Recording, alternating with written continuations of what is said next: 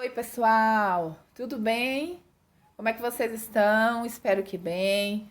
Vamos lá para mais uma videoaula? Peguem caderno, peguem caneta, façam as suas anotações, porque estamos agora História do Brasil e vamos começar a estudar o que a gente conhece por regimes ou repúblicas democráticas, né? A gente vai ver, nós terminamos de estudar ali a chamada Era Vargas e agora a gente vai ver o início ali de um novo contexto político, de um novo contexto histórico do país, que vai ser caracterizado pelas repúblicas populistas, por governos populistas, tá certo? E aí a gente vai ver que é um momento da nossa história pós-Estado Novo varguista, a gente vai ver o retorno da democracia, beleza? Vamos lá.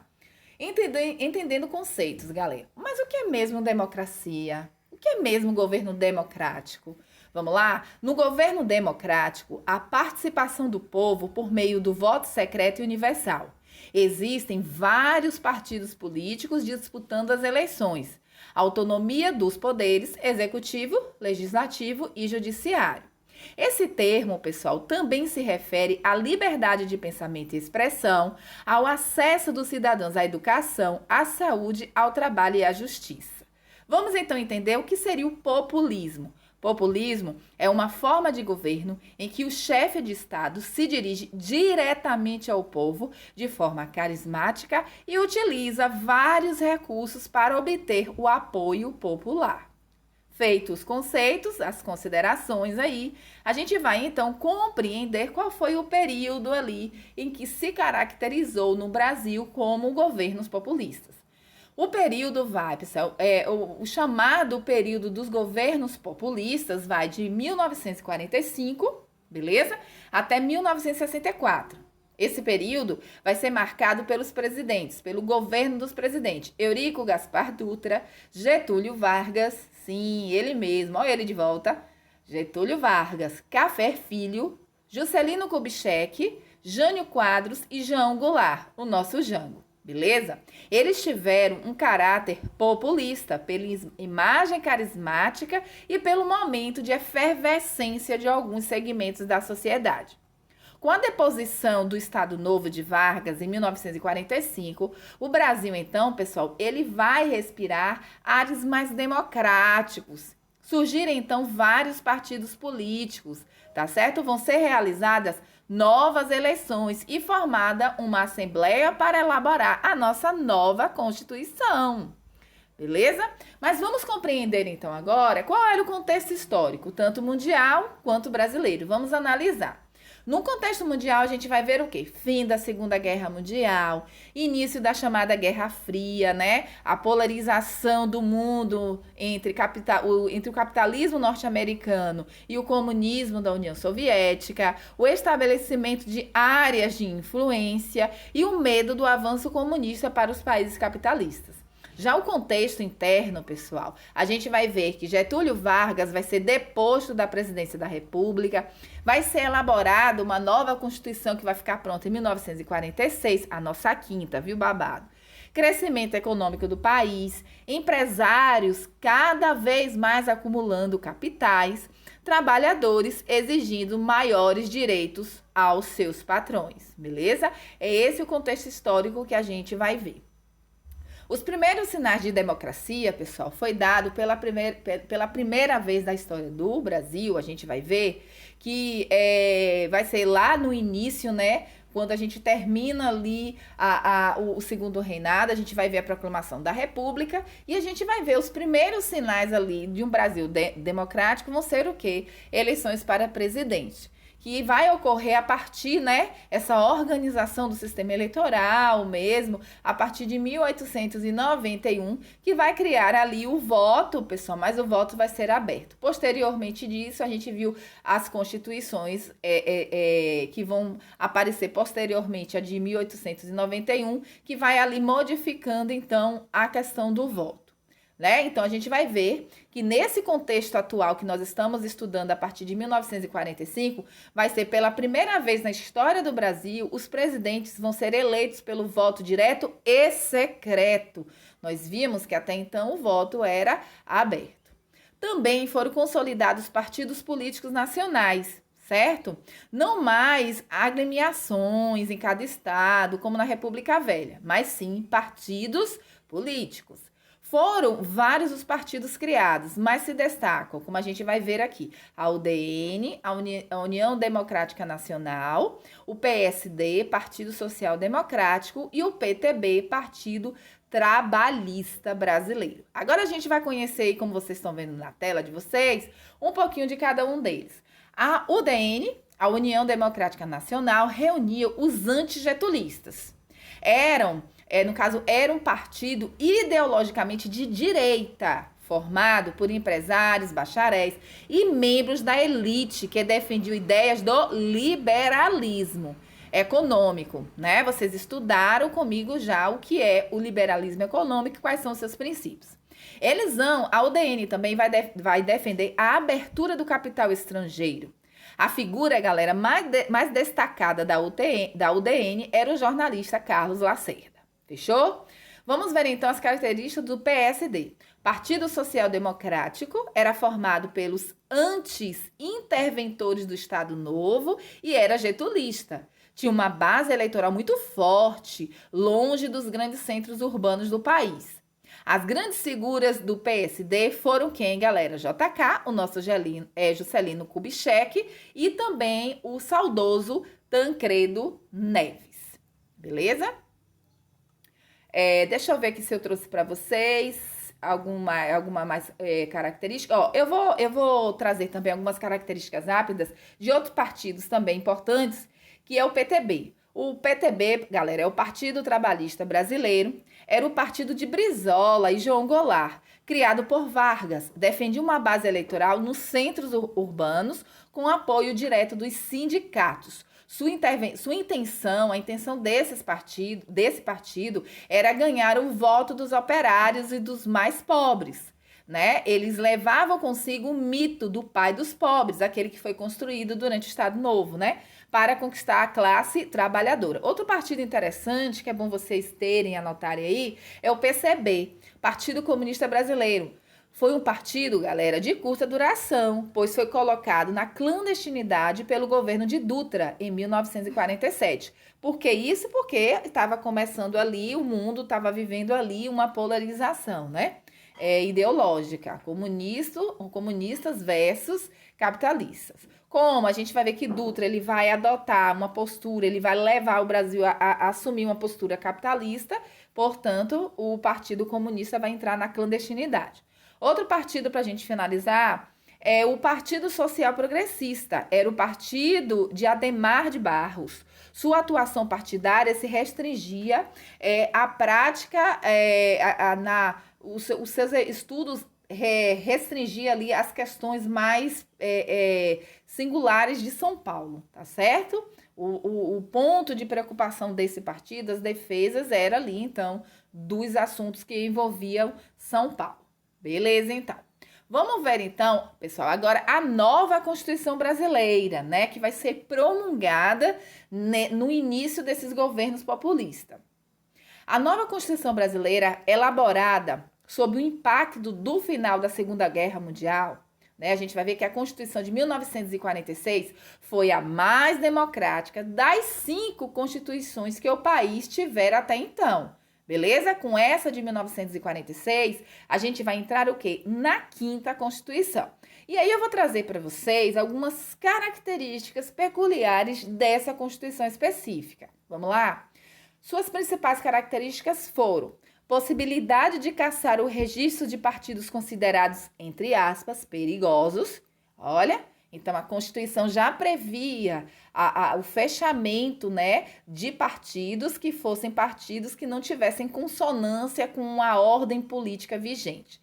Estabelecia o voto direto e secreto, garantia a autonomia dos municípios e estados, assegurava o direito de greve, embora este fosse muito regulamentado. previa ainda uma legislação específica para a educação, tá?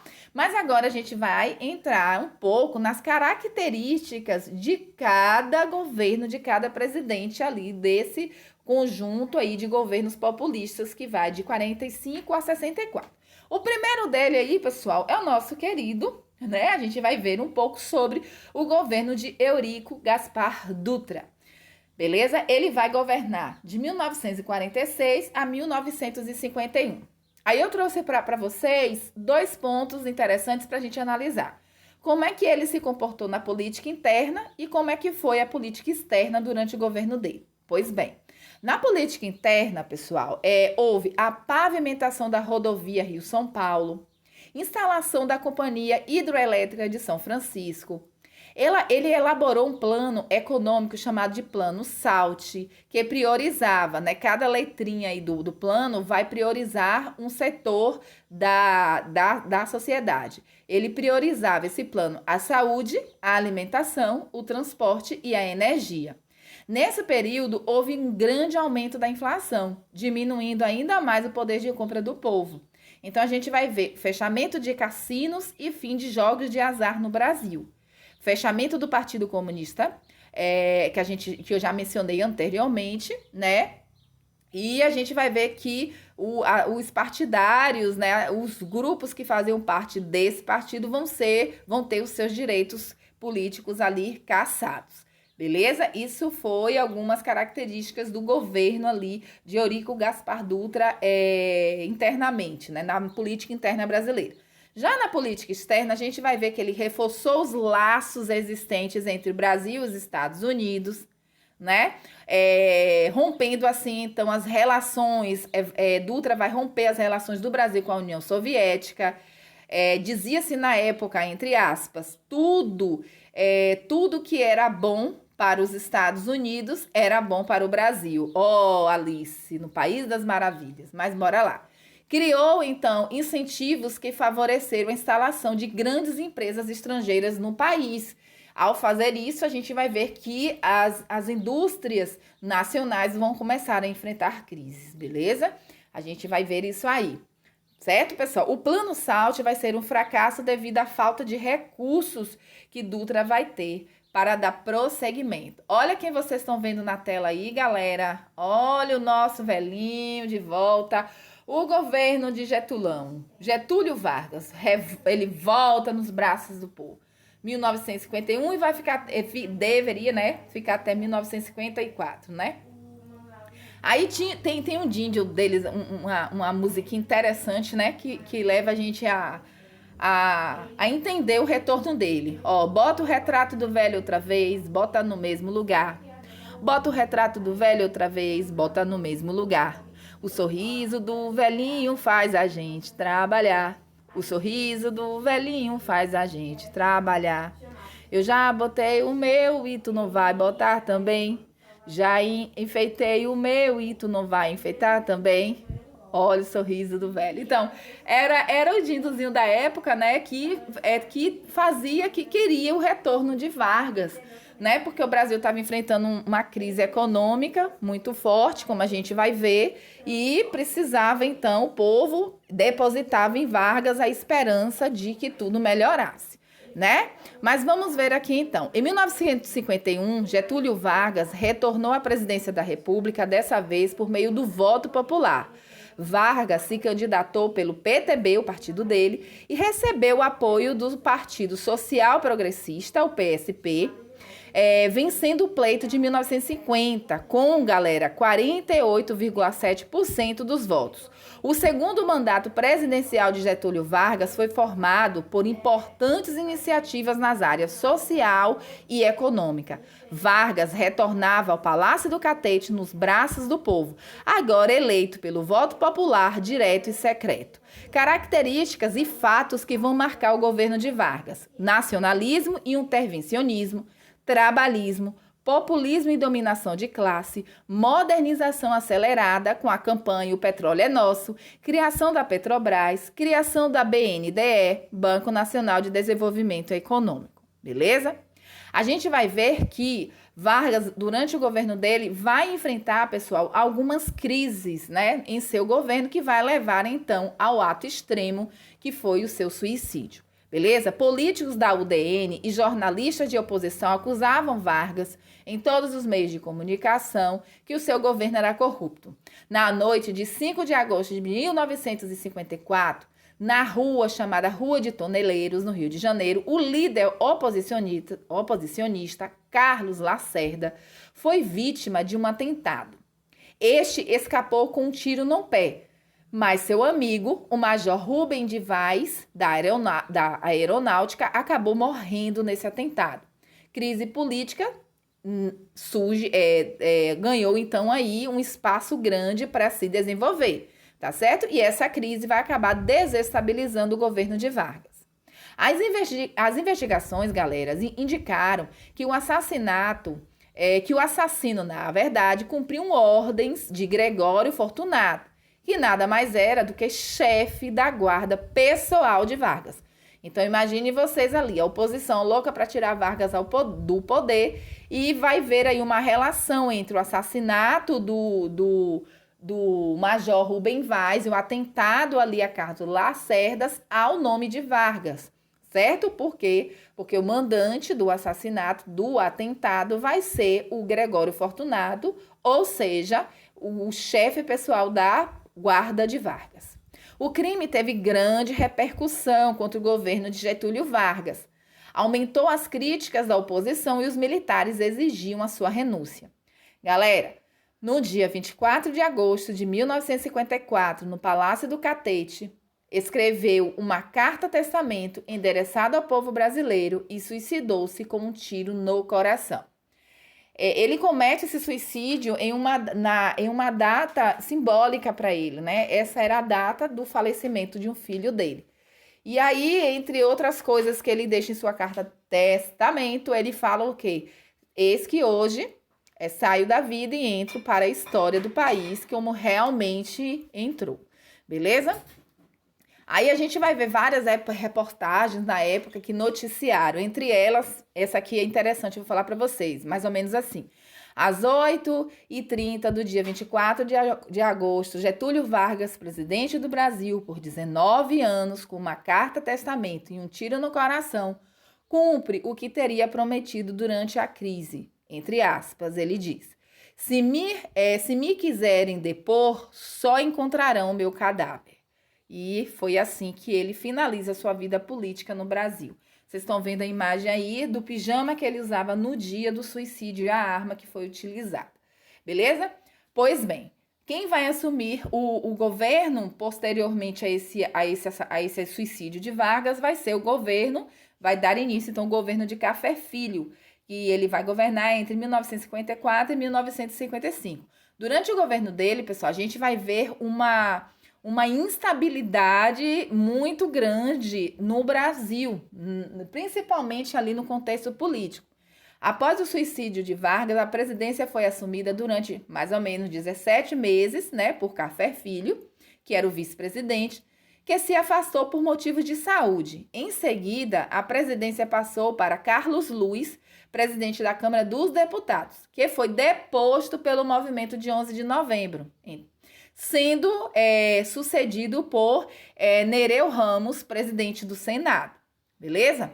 O suicídio de Vargas fez com que a breve presença de Café Filho na presidência fosse marcada por uma grande estabilidade, galera. Para acalmar as tensões dessa época, o novo presidente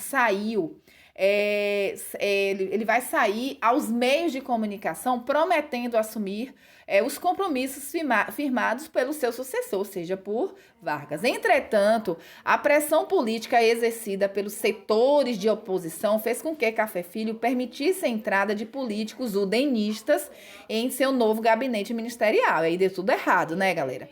Os grandes problemas econômicos da época, como a inflação, o déficit da balança comercial, foram combatidos através da limitação do crédito, a redução de despesas públicas, a criação de uma taxa única de energia elétrica e a retenção automática de impostos de renda sobre os salários. Além disso, para buscar apoio junto aos parlamentares na aprovação de tais medidas, Café Filho declarou que seu governo tinha caráter provisório e não tinha pretensões políticas. E aí, a gente vai ver chegar ao poder Juscelino Kubitschek, o jovem Juscelino Kubitschek, que vai ficar entre 1956 até 1961, com um jingozinho mais ou menos assim. O chamado 50 anos em 5, né? Que vai ser o lema ali da sua campanha. No início do governo de JK, vai apresentar ao povo brasileiro o chamado seu plano de metas, cujo lema era 50 anos em 5. O plano de metas consistia no investimento em áreas prioritárias para o desenvolvimento econômico, principalmente infraestrutura, como rodovias, hidroelétricas, aeroportos e indústrias.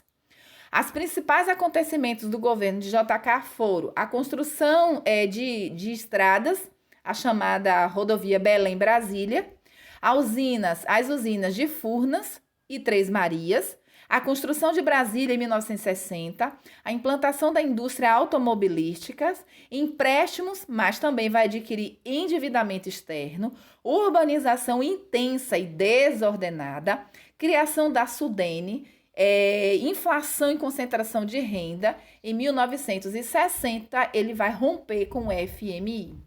Ou seja, pessoal, como vocês estão vendo aqui, esqueci de virar, essas são as principais características do governo dele, tá? Esse desenvolvimento de 55 anos vai custar muito para o Brasil devido ao endividamento da nação brasileira com os bancos internacionais. Aqui são algumas imagens da rodovia Belém-Brasília e ao lado direito a construção de Brasília. Muito bem, quem vai ser o seu sucessor? Pessoal, antes da gente ir para o próximo, ir para o governo de Jânio Quadros, a gente vai falar dos chamados anos dourados, né? O governo de Juscelino Kubitschek, pessoal, recebeu esse título devido à rápida industrialização na década de 50, a construção de Brasília e a um momento de prosperidade que atingiu a elite e a classe média. Os anos dourados estavam associados ao espírito otimista e inovador do período, né? Com a popularização dos meios de comunicação, como rádio, televisão.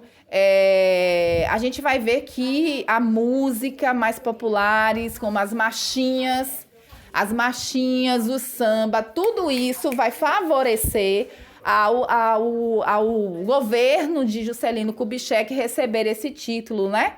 Ele próprio, vai ser um dos representantes do estilo musical que surgiu, chamado Bossa Nova. Cinema e teatro também participaram desse processo. O Brasil conquista, então, sua primeira Copa do Mundo em 1958, na Suécia. Beleza? Então, aí a gente vai ver por isso que esse governo dele também recebe esse título de anos dourados.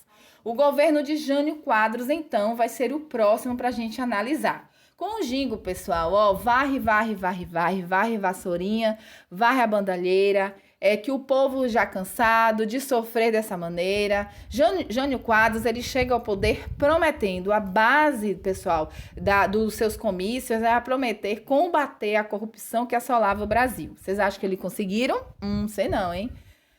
O breve governo de Jânio Quadros foi caracterizado, A gente vai ver que a sua gestão durou apenas 7 meses. Ele não vai cumprir 1/3 do que ele prometeu. E foi muito contraditória. Adotou uma política econômica e externa que desagradou profundamente os políticos que o apoiavam. Na área econômica, foi muito conservador, seguindo as medidas do FMI.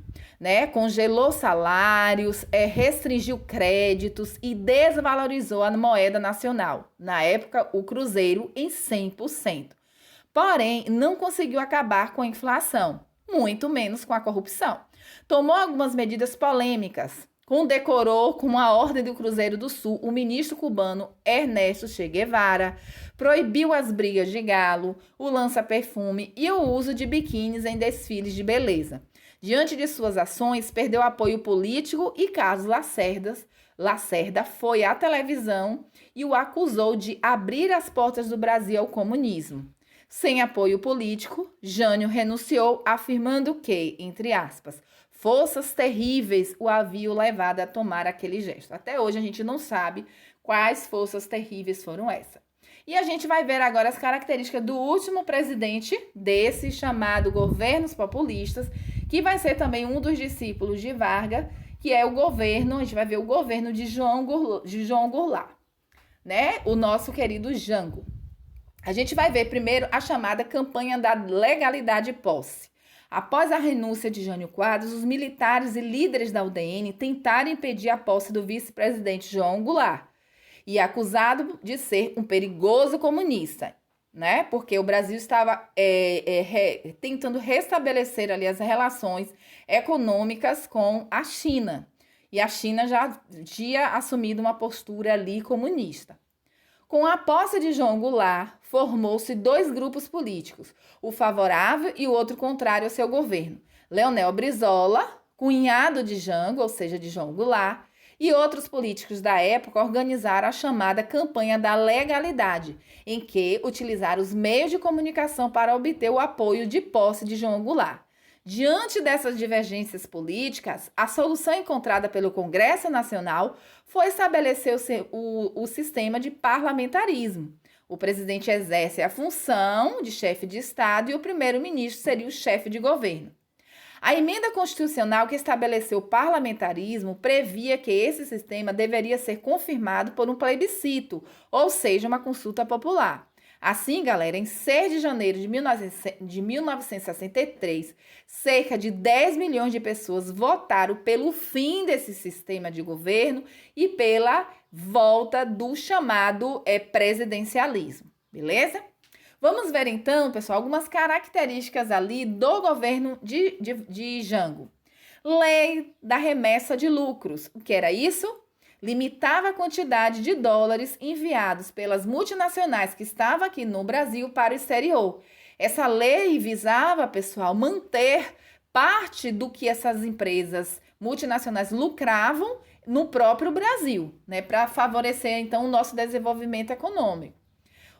A gente vai ver que vai ter um descontentamento muito grande dos Estados Unidos, né? E a gente vai ver que vai ter uma oposição muito ligada ali ao UDN, ao governo dele. Ele vai criar o chamado Plano Trienal de Desenvolvimento, as chamadas reformas de base, que teria uma proposta de reformar as questões, né? Agrárias, educacionais, eleitorais e tributárias. Mobilização intensa de vários setores da sociedade brasileira. A gente vai ver que durante o governo dele isso vai ocorrer, principalmente entre estudantes, operários e das ligas camponesas. Em 1963, vai ser retomada a retomada de poderes, ou seja, ele vai voltar como presidente a partir do plebiscito, o parlamentarismo foi derrubado. Jango assina no Comício Central do Brasil, o Comício dos 100 mil, né, onde vai ter a presença de 100 mil pessoas ouvindo o seu comício, no qual ele assina a ata de instituição da reforma agrária. Imagine vocês, em um contexto de Guerra Fria, um mundo polarizado, a gente tem um presidente de um importante país como o Brasil, localizado na América, assumindo, propondo uma reforma agrária. É óbvio que os Estados Unidos acenderam todos os alertas vermelhos, porque temiam que o Brasil, então, tivesse um processo ali, um processo em andamento de implantação do comunismo, né? Então, é esse o contexto que vocês vão entender aí, que vai gerar a derrubada do governo de Jango e a instauração da chamada ditadura civil-militar. Por fim, né, para fazer frente ao chamado Comício dos 100 mil, vai ser organizada, entre aspas, né, a Marcha da Família com Deus pela Liberdade, que foi uma passeata de oposição ao governo de Jango, foi formada por pessoas da classe média, autoridades civis, senhoras católicas e também empresários, Tá certo, pessoal? E diante de tudo isso aí, nós veremos que Vargas vai acabar sendo deposto e aí vai dar início, então, à chamada ditadura civil-militar no Brasil e a democracia vai ser interrompida. Galera, muito obrigada pela atenção. Na aula, nós iremos realizar questões sobre esse tema de forma que aprofunde os nossos conhecimentos. Um beijo e até mais.